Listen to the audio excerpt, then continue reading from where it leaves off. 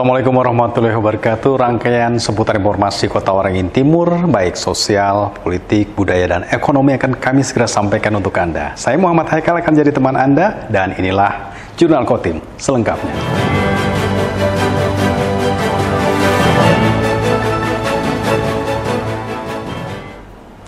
Pemerintah Kabupaten Kota Waringin Timur menetapkan Peraturan Bupati Nomor 15 Tahun 2022 tentang Rencana Detail Tata Ruang Kawasan Perkotaan Wilayah Kecamatan Mentau Baru Ketapang secara bertahap mulai disosialisasikan kepada para pemangku kepentingan.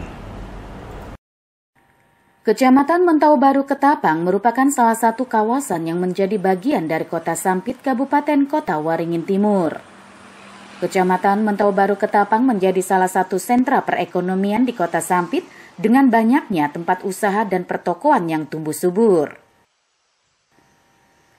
Agar pembangunan di kecamatan tersebut tidak menyalahi konsep tata ruang kota berkelanjutan, pemerintah daerah setempat telah mengeluarkan produk hukum sebagai aturan, yaitu Peraturan Bupati Nomor 15 Tahun 2022 tentang Rencana Detail Tata Ruang Kawasan Perkotaan Wilayah Kecamatan Mentau Baru Ketapang.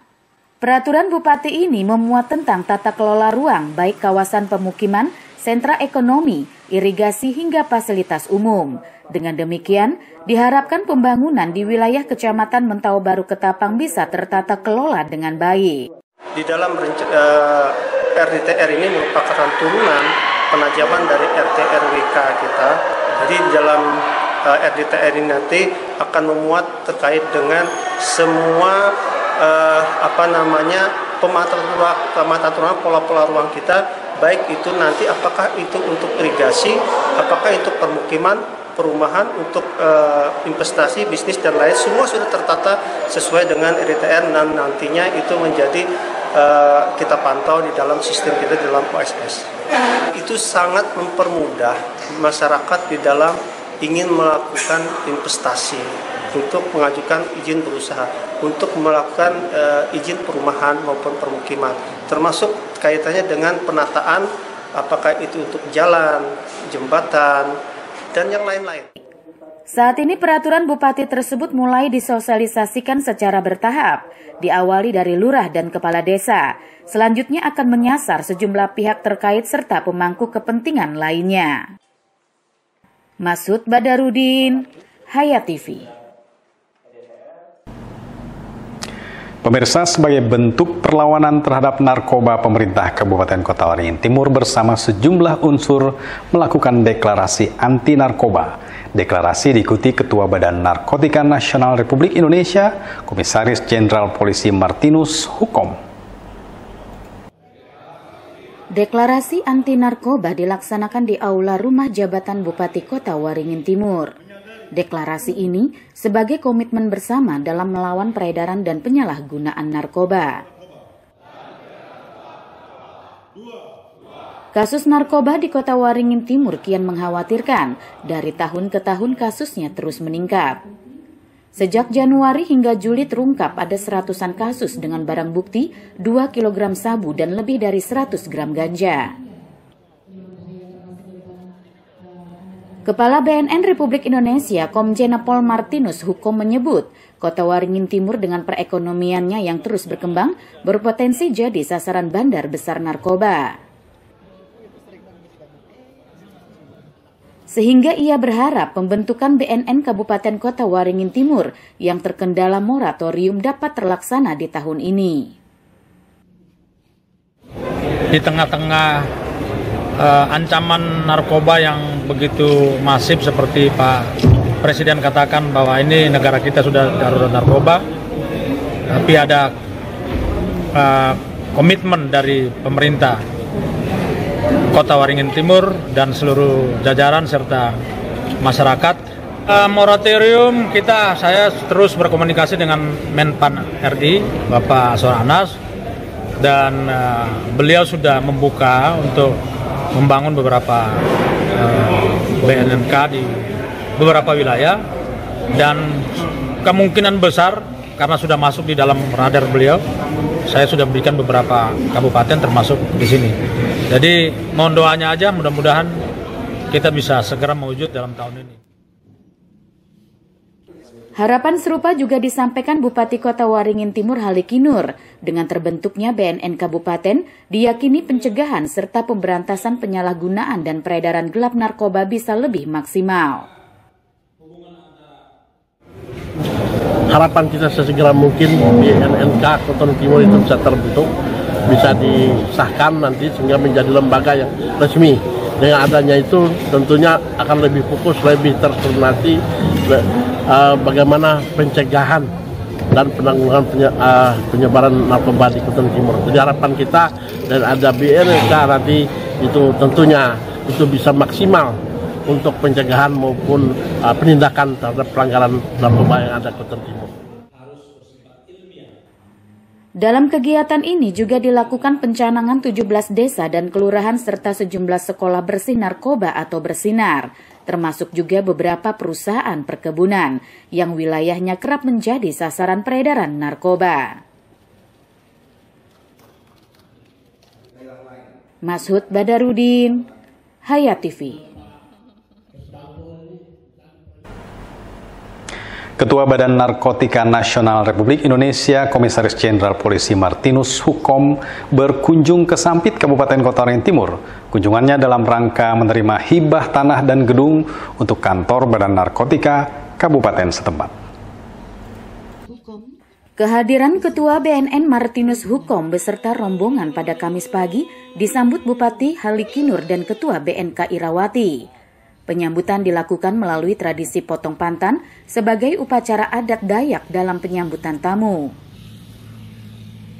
Martinus Hukom menyebut hibah tanah dan gedung senilai 2 miliar rupiah lebih merupakan bentuk komitmen pemerintah kabupaten dalam bersama-sama mencegah serta memberantas peredaran dan penyalahgunaan narkoba.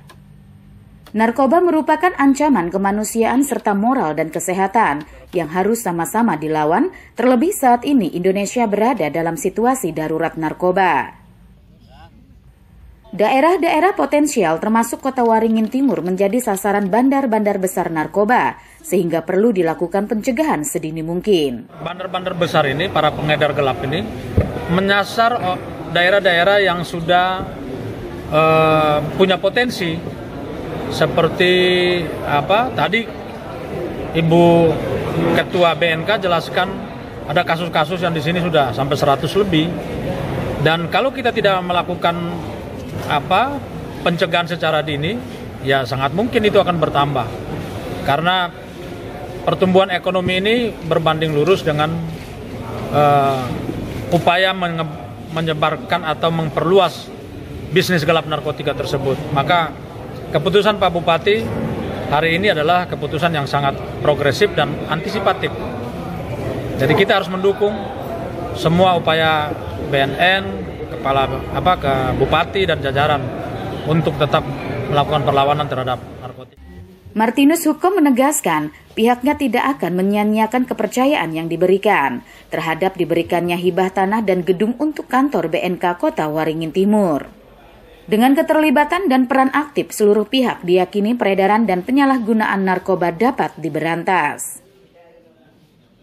Mashud Badarudin, Hayat TV.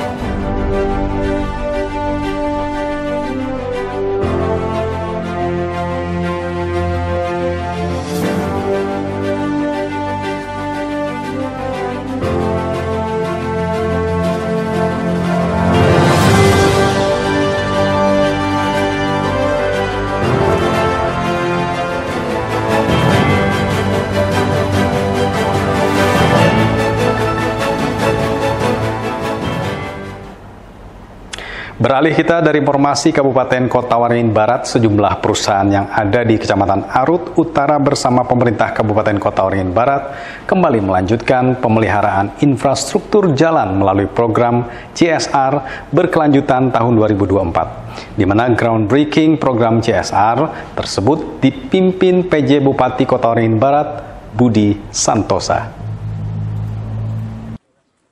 Groundbreaking sebagai tanda dimulainya program pemeliharaan infrastruktur jalan melalui program CSR berkelanjutan tahun 2024 ditandai dengan penandatanganan berita acara kerjasama konsorsium yang dilakukan oleh para pimpinan perusahaan dan PJ Bupati. Hadir pada kegiatan groundbreaking tersebut unsur Forkopimda Kobar, Camat Arut Utara dan jajaran Forkopimcam, tokoh masyarakat, tokoh adat, tokoh agama, tokoh pemuda, dan lainnya termasuk para kepala desa. Usai penandatanganan dilanjutkan dengan acara simbolis dimulainya pekerjaan dengan memecahkan kendi di sejumlah alat berat yang akan digunakan pada proyek pekerjaan. Pemecahan kendi dilakukan oleh PJ Bupati Kobar Budi Santosa dan juga Kepala Dinas PUPR Kobar Hashim Mualim dan anggota DPRD Kobar. Pada kesempatan tersebut, PJ Bupati Kobar juga berkesempatan menyerahkan bantuan sosial kepada masyarakat Kelurahan Pangkut yang membutuhkan. Pekerjaan pemeliharaan infrastruktur lanjutan melalui konsorsium dengan total 67,24 km, melibatkan sejumlah perusahaan perkebunan dan tambang yang ada di Kecamatan Arut Utara. Di antaranya PT BJAP 1, 2, dan 3, Astra SINP, PT Ensburi Kalteng, Mining dan Korin 3 Hutani serta Kalimantan Sawit Mandiri. Untuk ruas jalan yang masuk dalam program pemeliharaan yakni ruas jalan Kelurahan Pangkut, Nangamua, Sukarami, Gandis, Kerabu, Penyombaan, Sambi, Sungai Dau, Pandau, Riam, dan Panahan.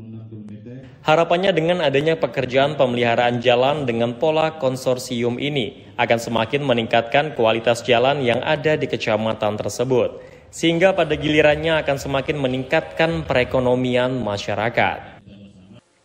Tim Liputan, SBTV.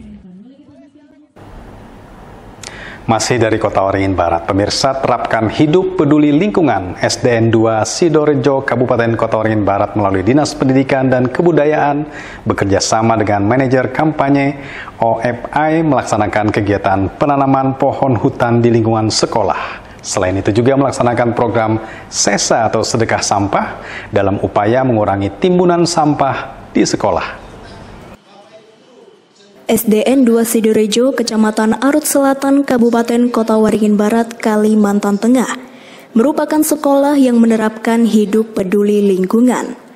Salah satu kegiatan yang selalu diterapkan pada siswa-siswi di sekolah adalah gerakan peduli dan berbudaya lingkungan hidup.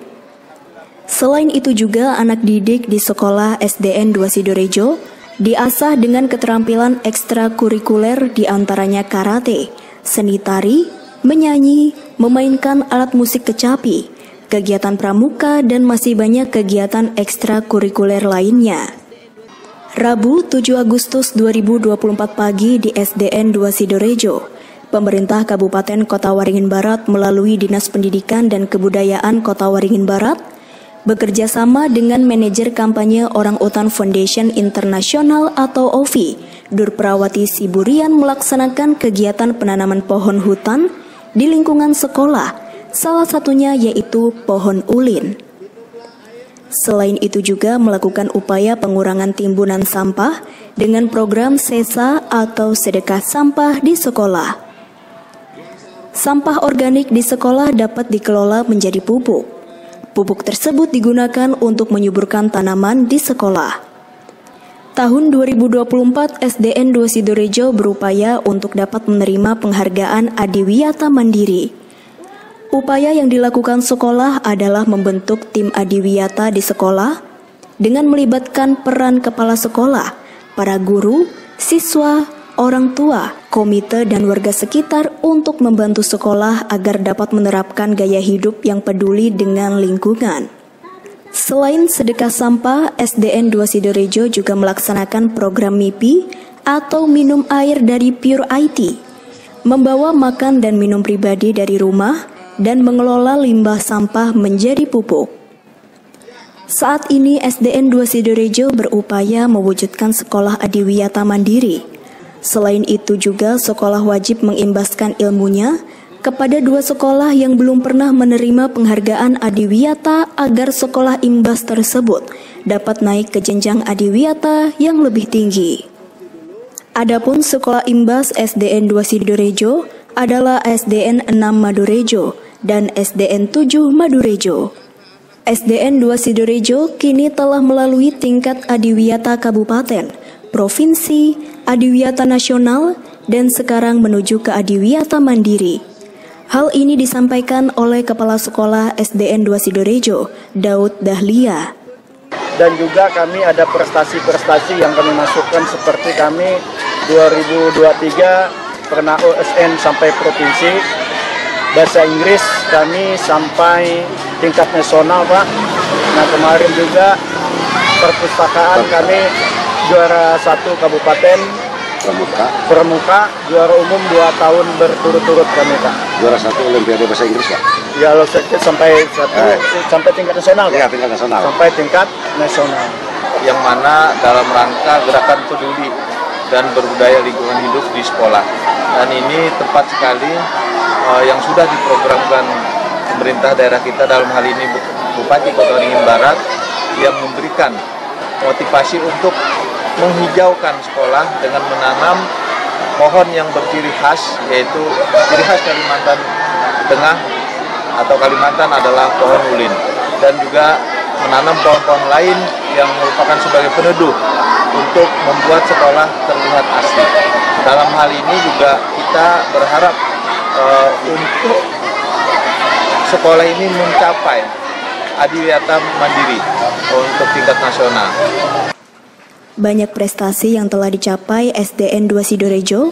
Prestasi terbaru diantaranya juara 1 Lomba Perpustakaan tingkat SDMI sekabupaten 2023, juara 1 Olimpiade Bahasa Inggris dan Sains Neso tingkat nasional 2023, juara umum Kemah Besar Penggalang 2023, juara 1 Taekwondo tingkat kabupaten 2024, dan juara 4 OSN tingkat kabupaten 2023. Jamri, SBTV. Sampai di sini jumpa kita di Jurnal Kotim kali ini. Saya Muhammad Haikal dan kawan-kawan yang bertugas menyampaikan terima kasih atas perhatian Anda. Sampai jumpa lagi. Assalamualaikum warahmatullahi wabarakatuh.